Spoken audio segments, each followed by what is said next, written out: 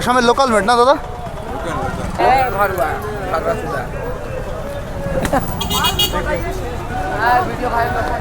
Video viral हो जाएगा अब।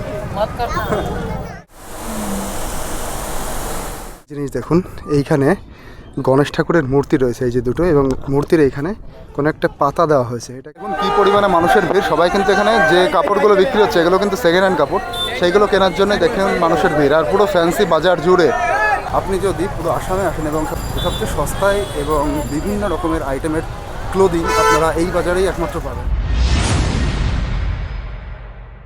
তো আমি এখন এই ইলেকট্রিক বাসে করে গুয়াহাটি শহর ভ্রমণ করছি। প্রথমে আমি যাচ্ছি উমানন্দ টেম্পলের দিকে। তো এই যে বাস থেকে নেমে গেলাম, আর এবার আমি আপনাদের নিয়ে যাবো উমানন্দ টেম্পলের দিকে। এইদিকে হচ্ছে উমানন্দ টেম্পল, এইদিকে হচ্ছে ঘাট। আমি যে ঘাটে এসেছি ঘাটটার নাম হচ্ছে কাছারি ঘাট। আমাকে ওই পারে যেতে হবে, ওই পারে যেতে গেলে আমাকে এই যে সিঁড়ি দিয়ে উঠতে হবে। যে ব্রহ্মপুত্র নদীর ওই পারে যে গুয়াহাটিটা, ওটা হচ্ছে নর্থ গুয়াহাটি, উত্তর গুয়াহাটি, এটা হচ্ছে দক্ষিণ গুয়াহাটি। আর ওই যে প্রচুর ফেরি যাচ্ছে উমানন্দ টেম্পলের দিকে, আমরা ওই ফেরিতে করেই যাব। এখান থেকে দেখুন হয়তো টিকিট কাটতে হবে উমানন্দ টেম্পলের জন্য। এখান থেকে আমি এই যে 200 টাকা দিয়ে কুপন নিলাম। এই দেখুন, গুয়াহাটি থেকে Umananda temple boat commercial cruise service passenger 1, এই সামনে যেটা এটাই যাচ্ছে।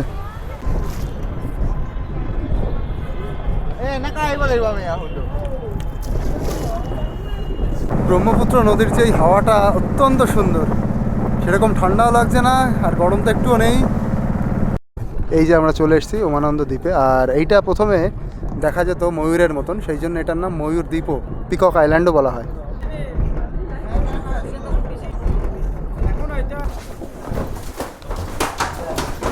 তো দেখুন এবার আমরা যাচ্ছি পিকক আইল্যান্ডের দিকে, আর উপরেই রয়েছে উমানন্দ টেম্পল।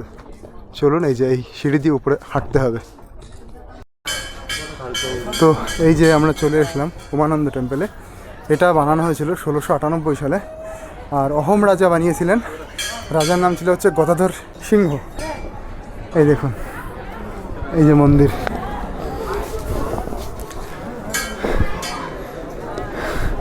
আর এই মন্দিরের ভিতরে শিব ঠাকুরের পুজো করা হয় ভৈরব রূপে। ইয়া সে দেখা দাও, ইয়ে মন্দির। তো এখানে দেখুন কিরকম লম্বা লাইন, সবাই কিন্তু পুজো দিতে এসছে। এই জায়গাটা দেখুন কত সুন্দর। মন্দির কিন্তু এইদিকে সবাই যে দাঁড়িয়ে আছে, এই যে আমি এই সাইডে বসেছি। এখানে বসে এবার এই জায়গার যে ইতিহাস সেইটা আপনাদের জানাবো। সেটা হচ্ছে, এটা এই মন্দির তৈরি হয় 1698 সালে। আমি আপনাদের বলেছি অহোম রাজা তৈরি করেছিলেন গদাধর সিংহ। এবং এই জায়গার যে নাম উমানন্দ, সেই উমানন্দ নামের পেছনে কারণ, উমা হচ্ছে পার্বতীর নাম, নন্দ হচ্ছে শিব ঠাকুর। উমানন্দ মানে উমা আর নন্দ এখানে বসে আনন্দ করছিল, তারপরে জায়গাটার নাম পড়ে উমানন্দ। তো আনন্দ এবং যে আলাপ হচ্ছিল তাদের মধ্যে, এবার সেই আলাপের যে পৌরাণিক কাহিনী আছে, পৌরাণিক কথা আছে, সেইটা আপনাদের সঙ্গে এবার জানাবো।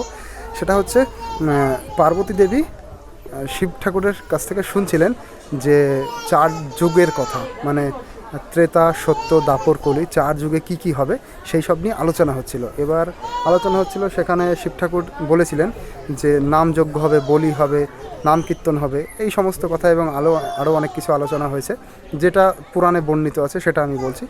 যখন শিব ঠাকুর এইগুলো আলাপ করছিলেন, শিব ঠাকুর আলোচনা করছিলেন, তো এই কথা বলতে বলতে পার্বতী দেবী ঘুমিয়ে পড়ে। আর ঘুমানোর পরে তখন এই সব আলোচনা, এইসব কথা শুনে ফেলে প্যাঁচায়, মানে উল্লুতে শুনে ফেলে। তো তখন সেই প্যাঁচাকে শিব ঠাকুর অভিশাপ দেয় যে তুই এবার দিনে আর উঠতে পারবি না, দিনে ঘুরতে পারবি না, রাতেই ঘুরবি। তারপর থেকে এরকম পৌরাণিক কাহিনী অনুযায়ী এইটা মত যে প্যাঁচা রাত্রেবেলায় ওড়ে। তো এইটা একটা কাহিনী হলো। তারপরে এই জায়গায় যখন পুরোপুরিভাবে শিব এবং পার্বতী একটা বসতি স্থাপন করলো, তারা আনন্দ করছিল, আলাপ করছিল, জায়গাটা অত্যন্ত একটা জাগ্রত পবিত্র জায়গা হয়ে গেল। তখন ব্রহ্মদেব ভাবলেন যে এই জায়গাটাকে তাহলে তো অন্যভাবে সিকিউর করতে হয়। তখন উনি হিমালয় থেকে নদ রূপ ধারণ করে এই জায়গার 2 সাইড দিয়ে বয়ে গেলেন। এবার যখন 2 সাইড দিয়ে বয়ে গেলেন, তখন এই জায়গাটা হয়ে গেল একটা দ্বীপ। তো তারপর থেকেই কিন্তু এই জায়গাটা দ্বীপ হয়ে যায়। তার আগে কিন্তু এটা সমভূমি ছিল, দ্বীপ হয়ে যায়। এবং দ্বীপটা প্রথমে ময়ূরের মতন দেখতে ছিল, তাই এর নাম হয় ময়ূর দ্বীপ, পিকক আইল্যান্ড। এই দ্বীপটা প্রথমে ময়ূরের মতন দেখতে ছিল, এবার পরে কেন ময়ূরের মতন দেখতে না? তারপর একটা ভূমিকম্প হয়েছিল, সেই ভূমিকম্পের এই দ্বীপের এবং পুরনো যে মন্দিরের স্ট্রাকচার ছিল তাতে কিছুটা ভেঙে গেছিলো। তো তারপর থেকে এখন দ্বীপটা যেরকম আমি আপনাদের আসার সময় দেখালাম ওরকম মোটামুটি। উপর থেকে দেখলে কেমন লাগে উপর থেকে আপনাদের পরে যখন রোপওয়ে দিয়ে যাব তখন দেখাবো। তো যাই হোক, এটা ছিল মূলত এখানকার ইতিহাস। এই দেখুন লঞ্চ রয়েছে, ওখান থেকে ঘুরে ঘুরে এই যে সবাই যে উপরে আসছে, দেখুন এরকম ভগবানের বিভিন্ন সামগ্রী বিক্রি হচ্ছে। এই যে হাতে পড়া সুতোও বিক্রি হচ্ছে এখানে। এখান থেকে দেখুন কত সুন্দর লাগছে এই ভিউটা, এই যে হনুমান মন্দিরের একদম সামনে। আর একটা জিনিস দেখুন, এইখানে গণেশ ঠাকুরের মূর্তি রয়েছে এই যে দুটো, এবং মূর্তির এইখানে কোনো একটা পাতা দেওয়া হয়েছে, এটা কিন্তু ভেঙে পড়িনি, এটা দেওয়া হয়েছে কারণ একই পাতা। তো এই যে দেখুন কত সুন্দর একটা দর্শনীয় জায়গা, ব্রহ্মপুত্র নদী বয়ে গেছে, আর এইদিকে দেখুন একটা ছোট দ্বীপ মতন। এই দ্বীপটায় হচ্ছে শঙ্কর ভগবান মানে শিব ঠাকুর এইখানে কামদেবকে ভস্ম করে দিয়েছিল এই জায়গায়। তারপর থেকে এই জায়গাটার নাম পড়ে গেল ভস্মাচাল। ভস্মাচাল হচ্ছে এই জায়গাটার নাম।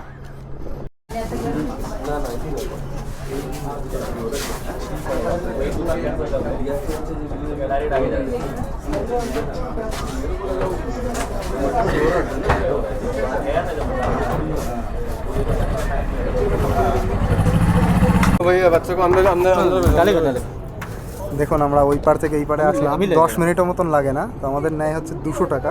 তো এটা কিন্তু অত্যন্ত বেশি, কারণ আমি সুন্দরবনে অনেক জায়গায় গেছি। সুন্দরবনে তো প্রায় জল এরিয়া, নদী এরিয়া, তো সেখানে আমার যাতায়াত করা আছে বলেই আমি জানি যে এইটুকু ডিস্টেন্সে তারা নেয় হচ্ছে 5 টাকা 10 টাকা এরকম, আর এখানে এনেছে 200 টাকা।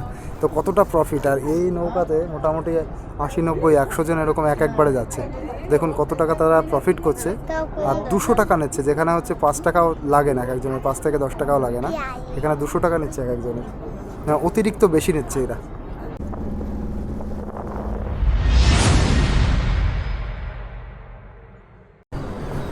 তো এবার আপনাদের নিয়ে আসলাম গুয়াহাটির অত্যন্ত একটা ফেমাস জায়গা, কেবিল কারে করে আমরা এই দক্ষিণ গুয়াহাটি থেকে উত্তর গুয়াহাটিতে যাব। ওটা হচ্ছে উত্তর দিক, ওটা নর্থ গুয়াহাটি।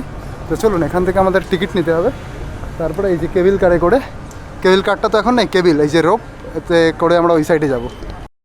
তো এবার আমরা যাচ্ছি ওই পারে। এই যে টিকিট কাটা হয়ে গেল, এই যে 200 টাকা টিকিটের দাম।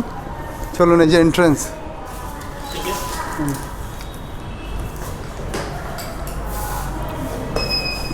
তো এই দেখুন এই যে কারটা চলে এসছে, কেবিল কার, এতে করেই আমরা ওই পারে যাব। ওই পারে গিয়ে সাথে সাথে আমাদের ফিরে আসতে হবে, কারণ এটাই হচ্ছে শেষ কেবিল কার, মানে আজকে 4টের সময় শেষ হয়ে যায়, এটাই হচ্ছে লাস্ট।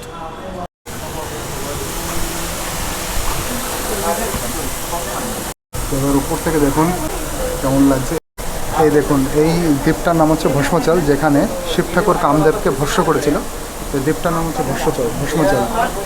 আর সামনে আমরা একটু আগে গেছিলাম এই যে পিকক আইল্যান্ডে, এই যে হচ্ছে উমানন্দ টেম্পলের সেই দ্বীপটা। এই দেখুন, এইটা দেখুন, এই যে উমানন্দ টেম্পল।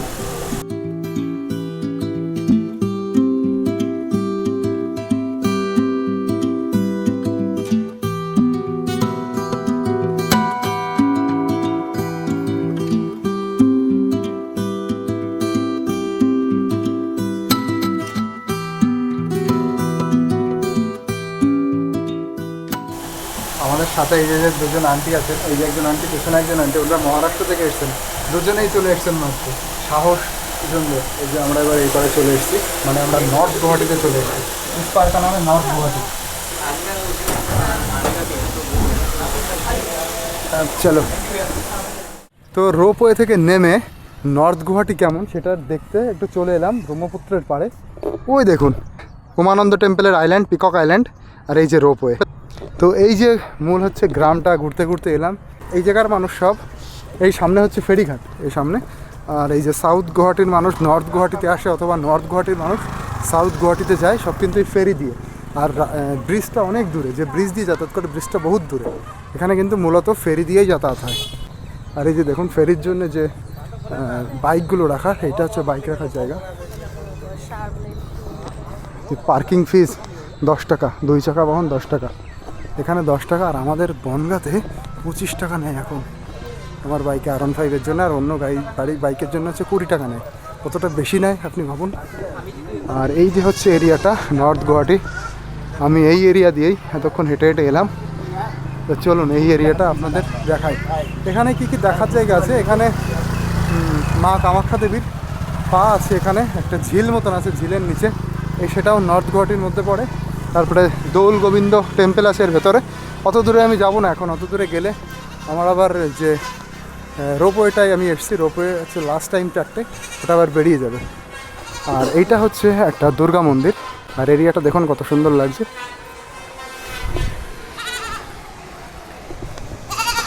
এই দিকে যত উঠবো আস্তে আস্তে পাহাড়, মানে এক সাইডে পাহাড় আর এই সাইডে হচ্ছে নদী, এই সাইডে নদী, এই সাইডে পাহাড়, আর মাঝখানে এরকম শুদ্ধ অক্সিজেন যুক্ত একটা গ্রাম। মানে কি সুন্দর জায়গা।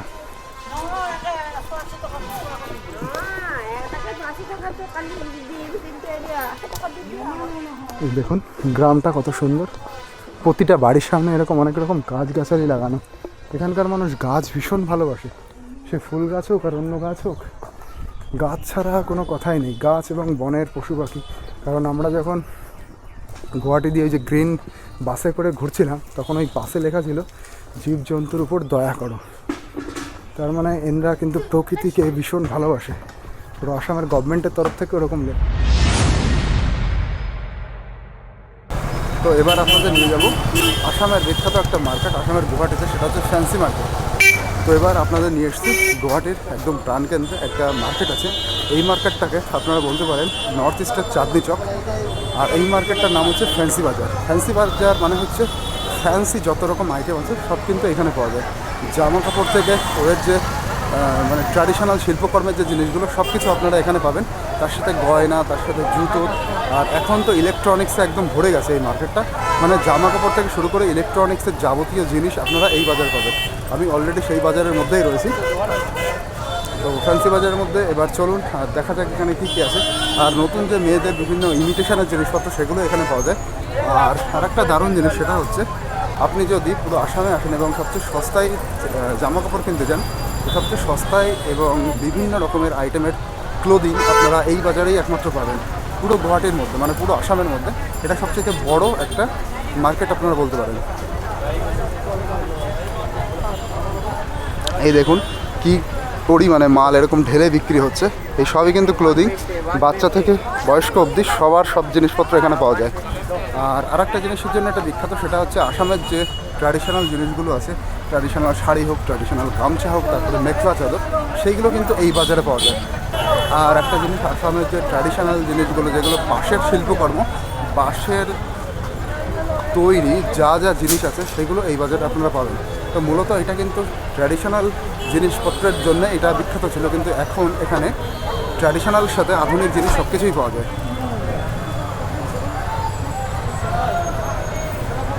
তো এই যে হচ্ছে বাজারটা, পুরো আমি মার্কেটের মধ্যে ঢুকে গেছি আর আপনাদের দেখাচ্ছি সব কিছু। চলুন সামনে দেখি আর কী কী আছে। আর এখানে আপনারা দারুণ খাবার জিনিসও পেয়ে যাবেন, স্ট্রিট ফুড থেকে শুরু করে, মানে স্ট্রিট ফুড ফুচকা থেকে শুরু করে বিরিয়ানি সব কিছু যাবে। আর এই যেটা আমি আপনাদের বলছিলাম যে এখানে প্রচুর পরিমাণে ক্লোদিং পাবেন আপনারা। ক্লোদিংয়ে দেখুন একদম ভর্তি এখানে। আর এই যে মেয়েদের জন্য বিভিন্ন ইমিটেশনের জিনিস, সেগুলো আপনারা দেখতে পারেন।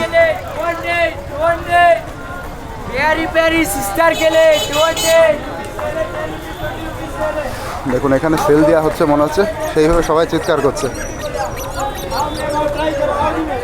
10-20 रुपीज सेल लगे, 10-20 रुपीज सेल है।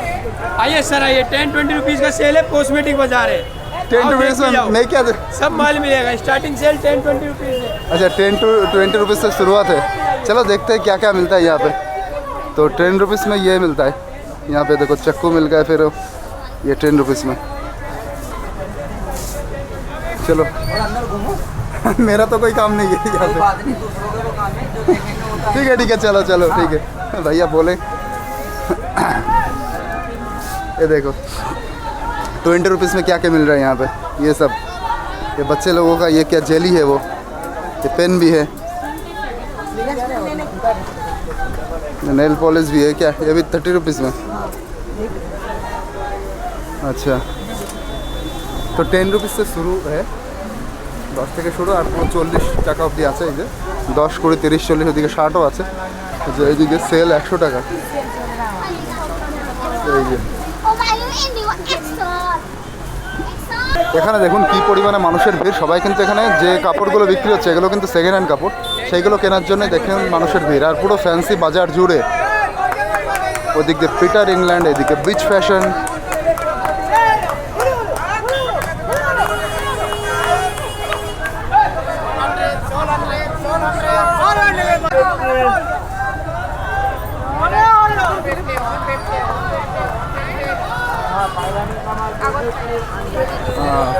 500 মাল 250, 500 টাকার মাল 250 টাকা। এই দেখুন এই যে এইগুলো হচ্ছে আসামের, কিন্তু এইগুলো এই আসামের হচ্ছে লোকাল মেড। এইগুলো এই আসামের লোকাল মেড না দাদা, মানে ওগুলো হচ্ছে ওদের হাতে তৈরি।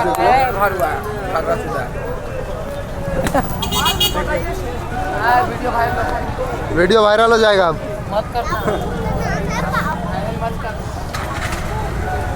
আর যেটা আমি বলছিলাম এখানে এরকম ইমিটেশন কিন্তু প্রচুর পাওয়া যায় মেয়েদের। এই দেখুন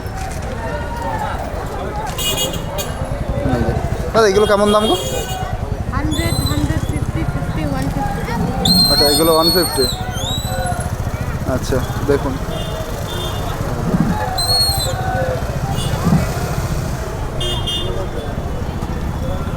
তো এখান থেকে শুরু হয়ে গেল ইমিটেশনের জিনিসপত্রগুলো। এই যে এইদিকে এরকম মেয়েদের জিনিস, আর এই সাইড দিয়ে ইমিটেশনে ভর্তি, ক্লিপ টিলিপ দিয়ে একদম মেয়েদের জিনিসে ভর্তি দেখুন। আর এখানে এই যে পুরো বাজারের মাঝখানে এরকম স্ট্রিট ফুডও পেয়ে যাবেন আপনারা।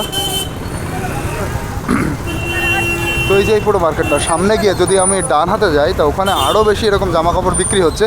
আর এই দেখুন এই যে আসামের যে ট্র্যাডিশনাল গামছাগুলো হয়, এই যে সেগুলো দাদা এগুলো গামছা তো গামছা মানে ওই এখানে দেওয়া, এইগুলো কিন্তু ট্র্যাডিশনাল ডিজাইন, এটা লোকাল লোকাল। এটাও লোকাল না, এটাও লোকাল, এটা হেডম্যান, এটা মিক্সিং ওটা মেশিনে। আচ্ছা আচ্ছা আচ্ছা, কিন্তু এই ডিজাইনগুলো কিন্তু ট্র্যাডিশনাল ডিজাইন। ডিজাইন পাবেন। কেমন দাম গো দাদা এগুলো? 250, 250 টাকা দাম এইগুলো। ওটা 200, ওটা 200। আচ্ছা আচ্ছা ডিসকাউন্ট হয়ে যাবে। আচ্ছা ডিসকাউন্ট হয়ে যাবে নিলে। আপনারা যদি নেন তাহলে অবশ্যই ডিসকাউন্ট দেবে, আগের থেকেই বলে যায় যে ডিসকাউন্ট দেবো, তার মানে কতটা বাড়িয়ে বলে এটা জাস্ট ভাবুন। আপনাদের দেখুন এই এরিয়াটা ঘোরাতে ঘোরাতে আমি এবার চলে এসেছি কোথায় চা পাতা পাওয়া যায় সেটা খুঁজতে, কিন্তু এখনও আমি সেটা খুঁজে পাইনি। আর একটু সামনে আমাকে ঘাটতে হবে, আর সন্ধ্যা হয়ে এসছে। এবার আমাকে এখান থেকে চা পাতা কিনে নিয়ে তারপরে সোজা যেতে হবে স্টেশনের দিকে। আর স্টেশনটা পুরো আমার অপোজিট দিকে, যেদিকে হাঁটছে এদিকে স্টেশন না, আবার আমাকে ঘুরে পিছনের দিকে যেতে হবে। পিছনের দিকে হচ্ছে আমার স্টেশন। তো চলুন চা পাতা দেখি কোথায় পাওয়া যায়। এখানে তো লস্যি বিক্রি হচ্ছে, যেটা আমার অত্যন্ত ফেভারিট, কিন্তু আমার এখন ঠান্ডা লেগে গেছে, লস্যিও খেতে পারবো না। চা, বোম্বে সুইটস, এইসব দোকানেই মনে হচ্ছে হবে চা পাতা বিক্রি হয়। এই দেখুন একটা মোড়ে চলে এসেছি আমি। সন্ধ্যাবেলার পরিবেশটা না একটা অন্যরকম লাগছে। তো দেখুন সন্ধ্যা পুরো হয়েই গেছে, আর সন্ধ্যার সময় পুরো ওয়েদারটা অ্যাটমসফিয়ারটা একটা অন্যরকম লাগছে। এটা কিন্তু ফ্যান্সি বাজারের একটা অন্যরকম গ্লোয়িং। ফ্যান্সি বাজারে আপনারা সন্ধ্যার সময় আসলে বেশি লোকের ভিড় পাবেন, মানে মোটামুটি 3টে থেকে শুরু হয় সেই ভিড়টা। আর যত সন্ধ্যার দিকে আসবেন আর 8টা অবধি তো ভীষণ পরিমাণে ভিড় থাকে, জমজমাট থাকে পুরো ফ্যান্সি বাজার জুড়ে। ফ্যান্সি ড্রেস কিনতে মেয়েরা ছেলেরা একদম উঠে পড়ে মানে ওতপ্রোতভাবে থাকে। কিন্তু সবচেয়ে বেশি ভিড় থাকে না এখানে মেয়েদের, মেয়েরা সবচেয়ে বেশি জিনিসপত্র এখানে কেনে। সামনে যখন ওই যে আপনাদের আমি দেখাচ্ছিলাম ক্লোদিং যে মার্কেটটা, বেশিরভাগ দেখবেন মেয়েরাই বেশি কেনাকাটা করছে, মেয়েরা হোক মহিলারা হোক। ছেলেরা কিন্তু একটু কম আছে, কিন্তু মহিলাদের আমি বেশি দেখি এখানে। কারণ ফ্যান্সি যে আইটেমগুলো আছে না সেগুলো বেশিরভাগ না মহিলাদেরই কাজে লাগবে। ধরুন মহিলাদের বিভিন্ন কসমেটিক হয়ে গেছে, তারপরে যে জুয়েলারি, আর্টিফিশিয়াল জুয়েলারি, মানে ওই কানের নাকের যেগুলো ওই যে 100-200 টাকার ওই জিনিসগুলো এখানে বেশি পাওয়া যায়। তো সেই জন্যেই মহিলাদের এখানে, মেয়েদেরই এখানে বেশি ভিড়। তো দোস্তো ইয়ে দেখো यहाँ पे मिल रहा है चाय पत्ती का। আচ্ছা কেমন কি দাম? আর আপনি কি ভিডিওগ্রাফি করছেন? না আমি কিনে নিয়ে যাবো, ভিডিওগ্রাফিও করছি আমি। 300 টাকা কেজি আছে, 320 টাকা আছে, 360 টাকা আছে, 400 টাকা আছে, 500 টাকা আছে, 800 টাকা আছে। আচ্ছা 300 টাকা 500 টাকার মধ্যে পার্থক্য কি? সবই আসাম? না না, সব আলাদা আলাদা গার্ডেনে আলাদা আলাদা হবে। যত কষ্টই নেবে পাতা কম লাগবে, টেস্ট বেশি আসবে, কালারটাও বেশি আসবে, সেন্টটাও বেশি আসবে। যত দামি নেব পাতাটা ও। কম লাগবে। ও আচ্ছা আচ্ছা, এটা কি গার্ডেন অনুযায়ী হয় না ওরা কিভাবে বাছাই করে না, দেয়? ওরা বাছাই করে করে, গার্ডেনও আছে, ও। জায়গার কোয়ালিটি আলাদা কোয়ালিটি আলাদা হয়। তাহলে 300 থেকে শুরু, তাই তো? 300 থেকে শুরু। আমার কাছে, অন্যের কাছে তারও কম থেকেও পেয়ে যেতে পারে। আচ্ছা যাই হোক, আমার ভালো লাগবে, আমি আর কত খুঁজবো? আমি তো কলকাতা থেকে এসেছি, আমাকে জাস্ট ভালো মাল দেবেন যাতে আমি দ্বিতীয়বার আসতে পারি আরও। কোনটা দেবো, 500 না 400? এবং প্রতিবার খাওয়ার সময় যাতে মনে হয় আপনার দোকানের কথা। আর 500 কতটুকু লাগবে? 1 কেজি 500, তাহলে 500 দেন। হ্যাঁ ওইটা নিয়ে যাও, কাবাটাটা সেট হবে ভালো, খায় ভালো পাবে। तो यहाँ से मैं वो चाय पत्ती ले रहा हूँ जो बहुत असम का फेमस चाय पत्ती है, और 500 रुपये वाला जो अंकल बोल रहे हैं बहुत ही अच्छा होगा। তো দেখুন সন্ধ্যা পুরো হয়েই গেছে, আর সন্ধ্যার সময় পুরো ওয়েদারটা অ্যাটমসফিয়ারটা একটা অন্যরকম লাগছে। এটা কিন্তু ফ্যান্সি বাজারের একটা অন্যরকম গ্লোয়িং। ফ্যান্সি বাজারে আপনারা সন্ধ্যার সময় আসলে বেশি লোকের ভিড় পাবেন, মানে মোটামুটি 3টে থেকে শুরু হয় সেই ভিড়টা, আর যত সন্ধ্যার দিকে আসবেন আর 8টা অবধি তো ভীষণ পরিমাণে ভিড় থাকে, জমজমাট থাকে পুরো ফ্যান্সি বাজার জুড়ে। ফ্যান্সি ড্রেস কিনতে মেয়েরা ছেলেরা একদম উঠে পড়ে মানে ওতপ্রোতভাবে থাকে। সবচেয়ে বেশি ভিড় থাকে না এখানে মেয়েরা সবচেয়ে বেশি জিনিসপত্র এখানে কেনে। সামনে যখন ওই যে আপনাদের আমি দেখাচ্ছিলাম ক্লোদিং যে মার্কেটটা, এই যে ফ্যান্সি বাজারের মধ্যে মোটামুটি ঢুকে গেছি, সামনের দিকেই হচ্ছে সেই জামাকাপড় অতিরিক্ত পরিমাণে বিক্রি হচ্ছে, জামাকাপড় বিক্রি হচ্ছে। তো ওইখানে সব বেশিরভাগ দেখবেন মেয়েরাই বেশি কেনাকাটা করছে, মেয়েরা হোক মহিলারা হোক, ছেলেরা কিন্তু একটু কম আছে, কিন্তু মহিলাদের আমি বেশি দেখি এখানে। কারণ ফ্যান্সি যে আইটেমগুলো আছে না সেগুলো বেশিরভাগ না মহিলাদেরই কাজে লাগবে। ধরুন মহিলাদের বিভিন্ন কসমেটিক হয়ে গেছে, তারপরে যে জুয়েলারি, আর্টিফিশিয়াল জুয়েলারি, মানে ওই কানের নাকের যেগুলো ওই যে 100-200 টাকার ওই জিনিসগুলো এখানে বেশি পাওয়া যায়। তো সেই জন্যেই মহিলাদের এখানে, মেয়েদেরই এখানে বেশি ভিড়। আর এই যে দেখুন এখন পরিবেশটা তো সুন্দর লাগছে। চলুন আজকে আপনাদের বিখ্যাত আসামের একটা মার্কেট দেখাই। এই মার্কেটটা হচ্ছে আসামের বেলতলা মার্কেট, তিনালি মার্কেট। এই জায়গাটার নাম হচ্ছে তিনালি, আর এটা আপনারা বলতে পারেন আসামের গুয়াহাটির বেলতলা মার্কেট এবং আসামের সবচেয়ে বড় ট্রাইবাল মার্কেট। বিভিন্ন আদিবাসী মানুষজন এখানে এসে তারা বিভিন্ন জিনিস বিক্রি করে। চলুন दोस्तों, ये देखो मैं यहाँ से नागा चिली ले लिया। इसको असम में बोला जाता है भूत जलोकिया। यहाँ से 1 kg लिया, 1 kg का दाम पड़ा मुझे 350 रुपया। अगर इसको आप नागालैंड से ख़रीदो तो ये 400-500 रुपया भी पड़ जाता है।